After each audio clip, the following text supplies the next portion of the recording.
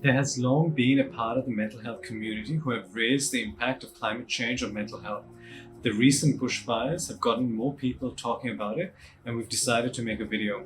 I'm Joseph. I work for ePsychiatry, a telehealth mental health service provider in Western Australia.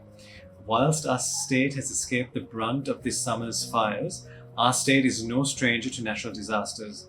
In fact, as we're making this video, there's a cyclone approaching Karratha, a place that we were visiting, running a regional psychiatric clinic just over a week ago. The effects of climate change with regards to people's mental health are experienced worldwide. Hurricane Katrina, which affected the American states of Florida and Louisiana almost 15 years ago, researchers have made an association between that weather event and anxiety and post-traumatic stress disorder in the local population for years after. Halfway around the world, in India, farmers are noted to become more suicidal following heat waves and flooding. And we see that in Australia. It's something that I've noticed in my work in Queensland and now in WA. So what are some of the mental health troubles or conditions that are associated with climate change?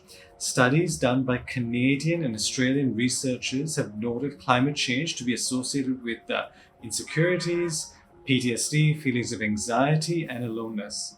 So let's try to connect climate change with these mental health conditions using some hypothetical scenarios. So say losing one's house to a bushfire may lead to anger, frustration, which can then over the next few weeks to months lead to alcohol or substance dependence. A parent who has lost a child to a cyclone may blame themselves, and their grief may turn into depression. They may then go on to have quite understandable responses to certain triggers given their experience of losing a child. So who are particularly vulnerable to climate change and its mental health effects? It would be those who live in areas where climate change is clearly evident. Those who live in cyclone-prone areas, bushfire zones, or places of other extreme weather conditions. People whose livelihoods depends upon stable weather systems, farmers being the key example. People who already have chronic mental illness and who are now the victims of weather-related trauma, and those who are still recovering from a natural disaster who are unfortunate to be affected by a second soon after. Some people don't have the resources, so financial and otherwise, to withstand such events, making them more vulnerable. Being displaced by natural disasters, people lose contact with friends and family, which invariably worsens their situation.